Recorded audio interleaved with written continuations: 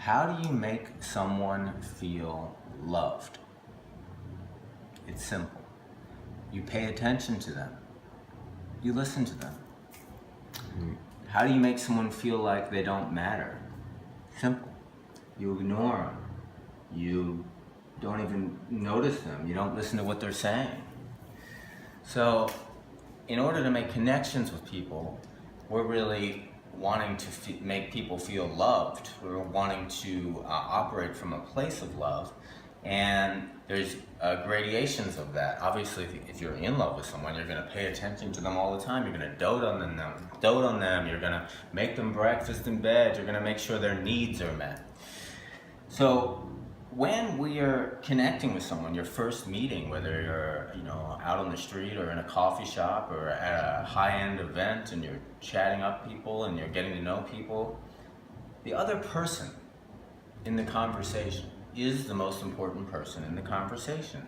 They are your oxygen, and you need to pay attention to them, as if by not listening to them, your oxygen supply would be cut off like an umbilical cord, right? So listen to her, relate with her, and respond from her and from your instinct.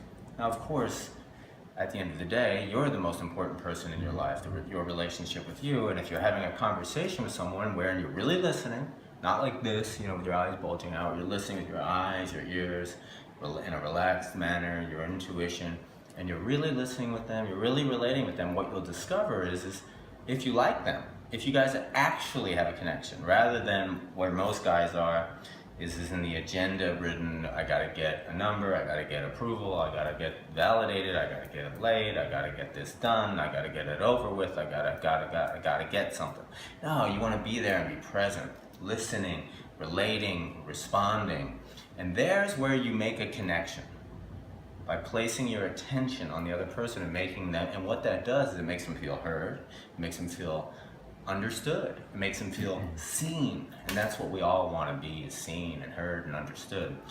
And what it does as an awakened man, as a high quality guy, as a man who's 10 notches above the rest, a superior man,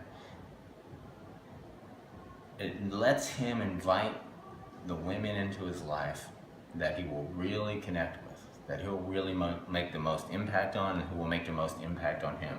Somebody can have real relationships with. Okay guys, John Keegan, theawakenedlifestyle.com.